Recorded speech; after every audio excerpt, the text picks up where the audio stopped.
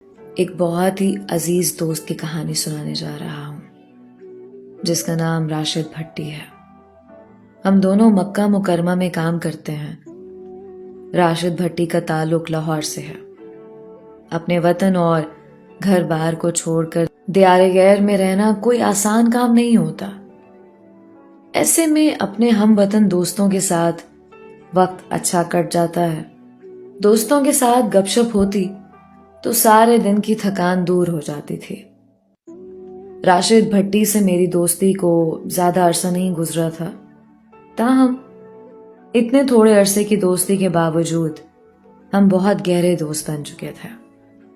وہ ایک اچھا اور صاف دل کا انسان تھا، مگر کبھی کبھی مجھے محسوس ہوتا تھا کہ راشد بھٹی کے چہرے پر کسی نامعلوم کرب کی پرچھائی ہے۔ اسے کوئی ایسا دکھ لاحق تھا جو اسے اندر ہی اندر کھائے جا رہا تھا۔ وہ دوسروں سے بہت منفرد اور الگ تھا۔ میں نے اسے کبھی ہنستے ہوئے نہیں دیکھا تھا۔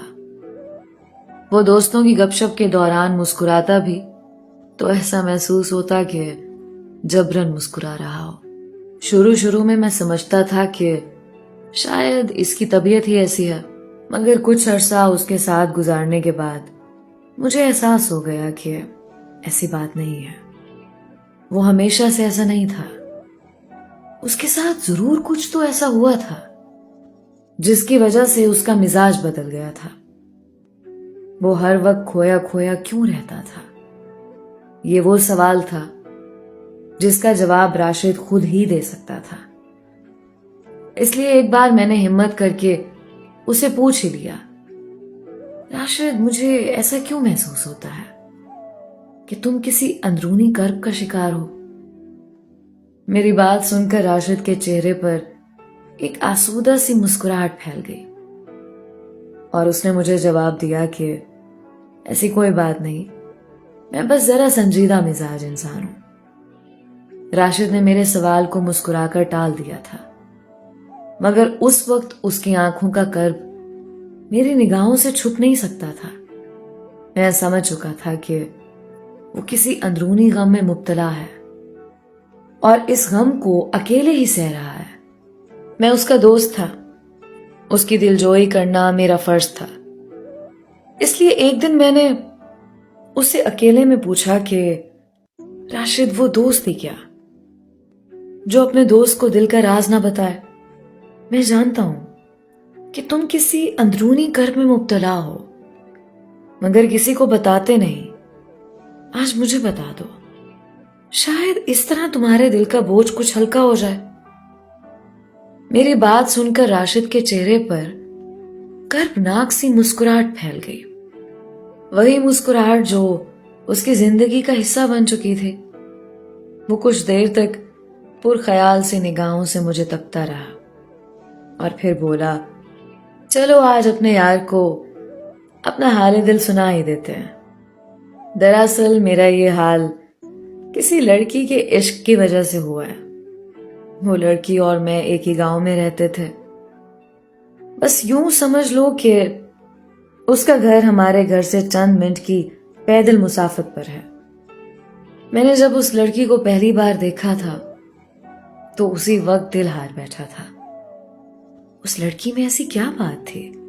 میں نے حیرانی سے پوچھا، کیا وہ خوبصورت تھی؟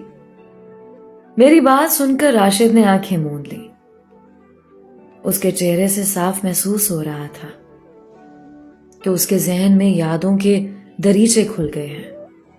وہ بولا، کیا لکھوں اس کی تعریف صورت میں یار، الفاظ کم پڑ رہے ہیں اس کی معصومیت دیکھ کر۔ اس کو سجنے سورنے کی ضرورت ہی نہیں، اس پہ سجتی ہے حیا بھی کسی زیور کی طرح۔ ہم تو فنا ہو گئے ان کی ایک جھلک دیکھ کر۔ نہ جانے ہر روز آئینے پر کیا گزرتی ہوگی، اب کیسے اٹھے گی ہماری آنکھ کسی اور کی طرف۔ اس کے حسن کی ایک جھلک ہمیں پابند بنا گئی۔ اس کے حسن کی تعریف میری شاعری کے بس کی نہیں، تجھ جیسی کوئی اور کائنات میں بنی نہیں۔ حسن و خوبصورتی اسی پر شروع ہوتی تھی اور اسی پر خط۔ میں کوئی دل پھینک قسم کا لڑکا نہیں تھا جو پہلی ہی نظر میں کسی پر فدا ہو جاتا، مگر وہ تھی ہی ایسے کہ اس پر پہلی ہی نگاہ میں فدا ہو جانے کو دل چاہتا تھا۔ مجھے آسمان پر چاند بہت پسند تھا، مگر اسے دیکھنے کے بعد کبھی آسمان کا چاند دیکھنے کا دل نہیں ہوا۔ میرا چاند تو میرے گاؤں کی زمین پر روز نکلتا تھا۔ اس کے ہونٹوں کی ایک مسکان میرے لیے آب حیات تھی۔ اس کی محض ایک طائرانہ نگاہ مجھے اندر سے تڑپا کر رکھ دیتی تھی۔ وہ حسن و جمال کا ایک ایسا شاہکار تھی کہ میرا دل چاہتا تھا کہ ہر وقت اسے اپنی نگاہوں کے سامنے رکھوں، بس اسے ہی دیکھتا رہوں۔ وہ بازار سودا سلف لانے کے لیے آتی رہتی تھی، میں اس کا وہاں گھنٹوں انتظار کیا کرتا تھا، مگر یہ بھی حقیقت تھی کہ کبھی کسی دوست کو اپنے عشق کے بارے میں نہیں بتایا، کیونکہ اس کی عزت خود سے زیادہ عزیز تھی۔ میری نیت میں کوئی کھوٹ نہیں تھا، نہ میں اس کو پانے کی ہوس میں مبتلا تھا۔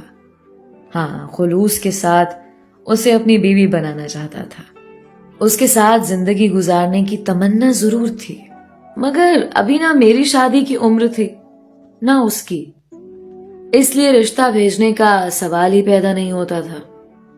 میں نے کبھی اسے اظہار محبت نہیں کیا تھا، میں نے تو کبھی اس کی آنکھوں میں آنکھیں ڈال کر دیکھا بھی نہیں تھا، بس کانی اکھیوں سے اسے دیکھا کرتا تھا اور اس کی معصوم صورت پر فدا ہوتا رہتا تھا۔ بس یہی میری چھوٹی سی دنیا تھی۔ مگر پھر حالات نے پلٹا کھایا اور مجھے روزگار کے سلسلے میں سعودی عرب آنا پڑا، کیونکہ مجھ پر اپنے خاندان کی کفالت کی ذمہ داری بھی تھی۔ عشق نے نکما کر دیا تھا، مگر اتنا بھی نہیں کہ گھر کی ذمہ داری بھول جاتا۔ سعودی عرب آنے کے بعد اسے دیکھنے کا سلسلہ منقطع ہو گیا، مگر وہ میری یادوں میں ہمیشہ رہتی ہے۔ اس کا گلاب کی طرح کھلا ہوا چہرہ گویا میری نگاہوں میں مقید ہو گیا تھا۔ ایسا کوئی دن نہیں گزرا جب میں نے اسے یاد نہ کیا ہو، خدا سے اسے پانے کی دعا نہ کی ہو۔ میں تو حرمین شریف بھی جاتا تو اپنی بجائے اس کی خوشیوں کی دعا کیا کرتا ہوں۔ سعودی عرب میں 7 برس بیت گئے، مگر ان 7 برسوں میں ایک دن بھی ایسا نہ تھا جب اسے پانے کی تمنا نہ کی ہو۔ میں مرد تھا اور محبت میں مرد کو ہی آگے بڑھنا پڑتا ہے، اس لیے ہمت کر کے اس کے گھر رشتے کا پیغام بھیجا اور جواب ہاں میں ملا۔ یہ وہ ہاں تھی جس کو سننے کے لیے میں نے برسوں انتظار کیا تھا، نہ جانے کتنی دعائیں کی تھی۔ اس کے گھر والے اور وہ رضامند تھی۔ میں خوشی سے پھولا نہیں سما رہا تھا۔ وہ جلد ہی میری ہونے والی تھی۔